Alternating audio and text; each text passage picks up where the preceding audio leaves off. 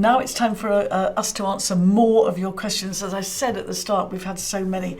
You've been absolutely amazing. Here are a few of them.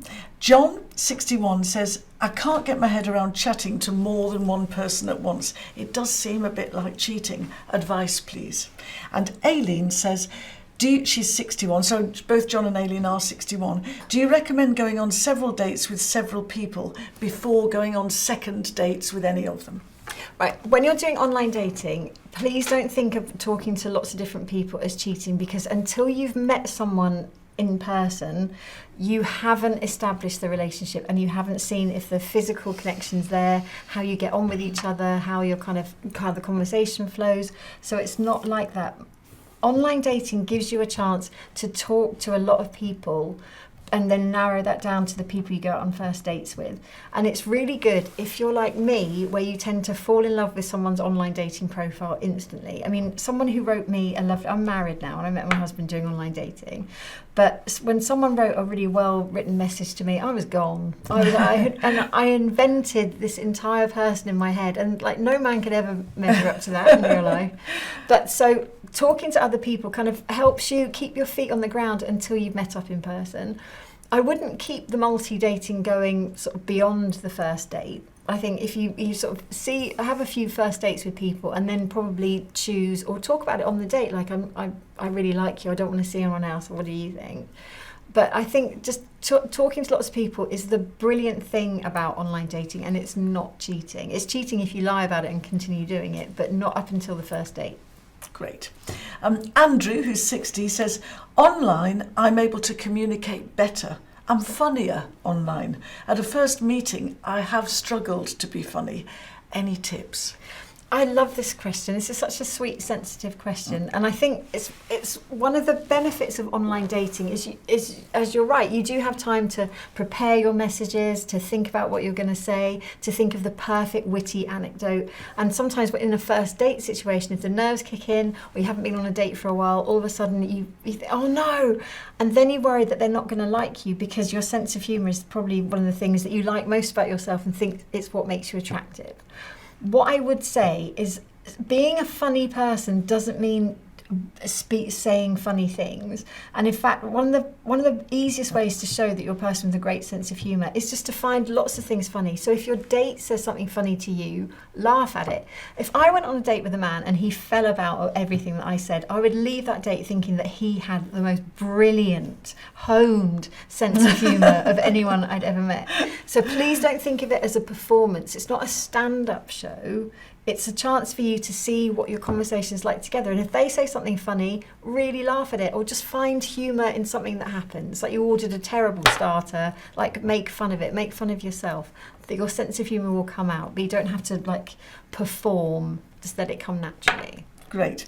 Okay, two from more questions now. Jane is 55. She says, how long do you keep chatting when they don't seem to commit to meeting in person? So chatting online, that is. And Eva, 52, says, with the online dating, is it better to meet someone soon after starting to chat, or get to know them first via chatting before agreeing to meet? Good questions. I think after about 10 messages, so you've sent 5 and they've sent 5 back, I think that is the time when you really should have agreed to meet up or have some kind of plan in place for actually meeting up in person. And if it got beyond the 10 messages, I would start pulling back. I would stop replying to everything straight away. And I would just let the gaps become longer and longer and probably fizzle out completely. This isn't about playing games. What this is about is not letting someone get their fix of you just online. Because some people go into online dating wanting a kind of virtual pen pal girlfriend, someone they can send messages to in the morning, messages in the evening, but not actually meet up in person. And the way you're going to weed those people out, or the way you're going to encourage those people to meet you in person, is just not to let them get their fix of you through the messages. So I reckon 10 messages and then really start leaving the gaps. And it works. I mean, people will, if someone really wants to meet you and they didn't maybe want to rush you or something, when you stop replying so soon, they will be much more motivated to meet you in person. Good. Okay. Paul, 56, says, how much information is too much? A good way to judge it is, would you say that to someone face to face on a first date? And if you wouldn't, then it's probably not something that you should be putting on your profile. A really good way to write your profile is just to say it out loud and think, would I talk about myself in this way? Would I talk about all these things that have happened to me? Would I talk about my recent lottery win? You know, would I talk about anything? So would you say it to them in person? If you would, put it in your profile. If you don't, that's something that you probably want to reveal a little bit later, because like we said already, anything you say on the first date is so massive, and it's not. So you want it to be just one part of you when they know the rest. Okay, Kate, we've just got a couple of minutes literally left. So I'm going to probably finish with Jenny. Jenny's 57. And she says, what etiquette should be used on a first date? For instance, if you meet someone that you don't want to see again, but they seem really keen, what suggestions have you got, please, to prevent awkwardness at the end of the meeting? If you're definitely sure you don't want to see them again, then I would say that at the end of the meeting. It sounds like a job interview, like, I'm so sorry you're not through to the next round. I would say something like, I've had such a lovely evening, it's been lovely to meet you, but I just don't feel a spark, because no one can argue with your feelings. If you say things that people can argue about, like, I think we live too far away, and they'll be like, oh, I can drive to you, or something like, you know, just stick to your feelings. I've had a lovely time, I'm afraid I just don't feel a spark.